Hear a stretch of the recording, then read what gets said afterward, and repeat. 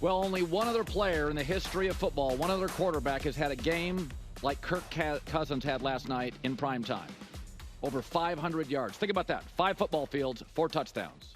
Kirk Cousins and Tom Brady in a primetime standalone game. That was an all-time performance. He's joining us live. He doesn't even look tired.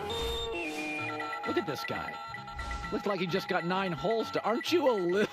I mean, it went to overtime. Aren't you a little beat up this morning, Kirk? A little?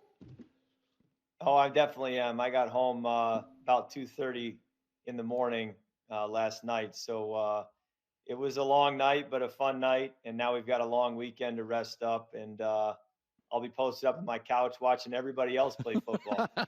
So we know basketball players talk about getting into a zone. We know baseball hitters talk about getting into a zone.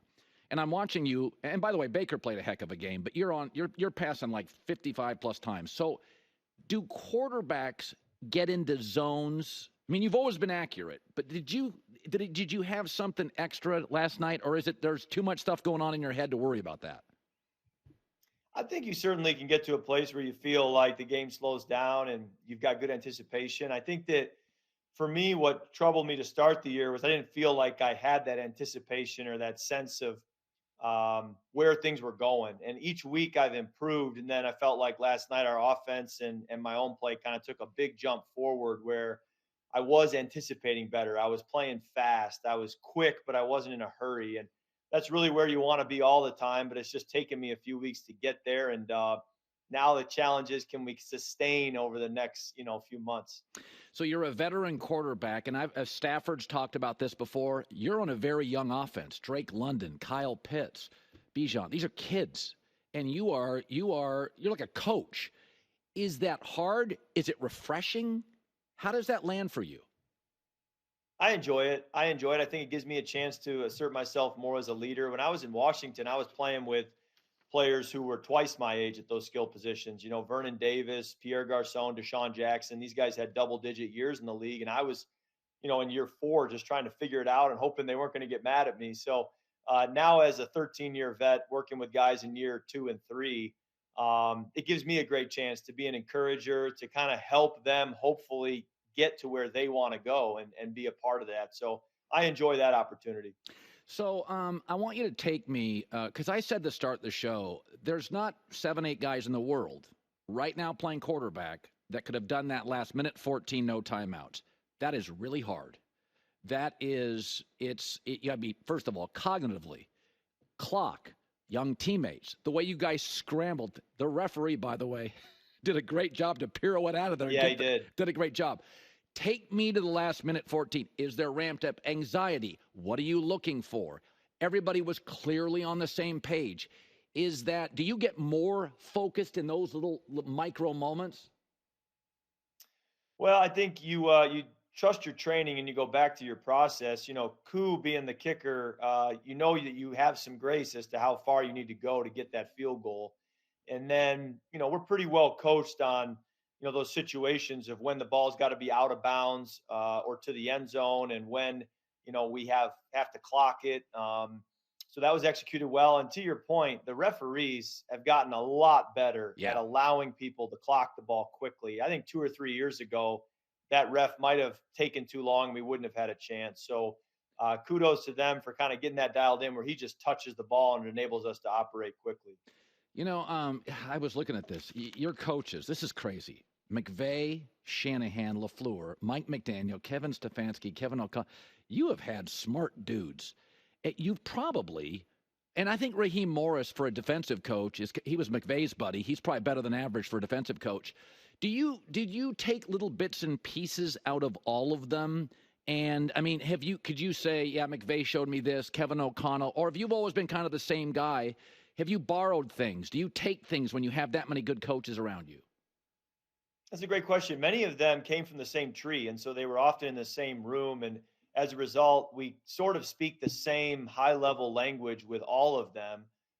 That being said, it's been fascinating to see as they've gone their separate ways, they've each kind of put their own spin on things. And so I've gotten back with a Kevin O'Connell or a Zach Robinson after being with Sean McVay and being away from Sean for several years, and then learning how Sean and their group evolved it from where we were when I was with Sean has been really cool to see. And then each person kind of puts their own creative spin on it. And, now in Atlanta, we're kind of trying to evolve into what the 2024 Falcons look like, which is, different from the 23 Vikings, different from the 23 Rams that Zach Robinson was with, but keep trying to take those steps and innovate. And then also it's a copycat league. So you try to steal from the good ideas you see on tape. But I've been very fortunate to be around a lot of great coaches. I throw Gary Kubiak and Clint Kubiak and Rick Dennison into that list.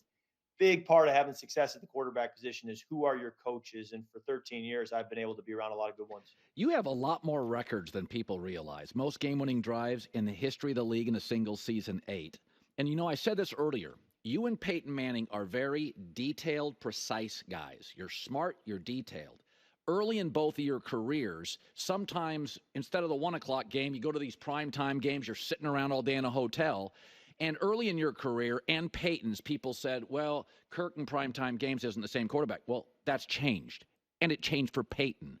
You go back to your first, second, third year in the league, and now, what have you done? Because something's different. You're now one of the best in the league. So was Peyton at the end. But in the first couple years, there was a label, Kirk, Peyton. They're precise. They're detailed. They don't like to be off their, schedule. Was that true? What happened? What's transformed for you? It's hard to say. I think when you go back and look at it, I had a couple clunkers in prime time when I was a young player. But to be honest, if those games had been played at noon or 1 o'clock, it probably would have been a clunker anyways because of how young of a player I was. But the reality was I was playing on teams that were 500 teams. And in prime time, we often got scheduled to play defending Super Bowl champs and division champs and, teams that were going to make deep runs in the playoffs. And so it was unlikely we were going to win going into the game. And then when we lost, it became, Kirk's not great in prime time. But if you really look at the production, I was pretty much the same player from just a statistical standpoint in those primetime games. We just weren't winning. And as of late, we've been able to kind of turn the tide when it comes to finding a way at the end of the game to win. But if, a call doesn't go our way last night or a break doesn't go our way, yes, we lose, but I don't walk away saying I didn't play well. I just walk away saying we didn't do enough to win. And I understand it's all about winning, but, I wouldn't have changed my approach as to how I played or how I prepared. So, as a quarterback, you're going to always kind of get too much praise, too much criticism. And I think some of that showed up with the primetime narrative, but I'm kind of on the other side of it now where now people view me as, oh, you're playing well in primetime. And I'm thinking, well, I'm playing about the same. We're just winning, and so it leads to a little more praise. Yeah, clutch Kirk Cousins. By the way, about 45 seconds left. First game off of surgery, people said, look at Kirk. He doesn't trust his body. Second game, everybody's like, Kirk's back. We got 40 seconds, but you've changed. I mean, it did look like that first game you were kind of feeling your body out. How do you feel now? How do you feel? It had less to do with the Achilles. It had more to do with the fact that I just hadn't played since week 8 of last year, and I worn a red jersey in practice all these months, and I didn't play in a preseason game. And practice, oftentimes we were going against the twos, and there was just a lot of simulated things that weren't the real deal. And so to be back in the fire for the first time, I had some rust to get off. And I think each week, the last several have been an improvement. And I think last night we took a big step forward. But now the challenge is can we continue to maintain that standard as we move forward? But I did feel a different level of anticipation and playing fast last night that is back to kind of my old self that I felt was we were on our way there, but we hadn't really closed the gap, it felt, until last night. By the way, Zach Robinson, maybe only throw 54 times next week, not 58, 509 yards, 4 touchdowns. It's just, it was remarkable. And congratulations, you've earned it. You not only deserve it for your career, you've earned it. And I appreciate you doing this. Go take an afternoon nap on us. We appreciate you. I think I will, Colin. Thank you. Yeah, appreciate it. You bet. Kirk Cousins on a magical night for him and the Falcons. Hi, everybody. It's me, Uncle Colin. Subscribe here to get the latest from the herd, including exclusive behind-the-scenes videos and more, wherever you may be, however you may be watching. Thanks again for making us part of your day.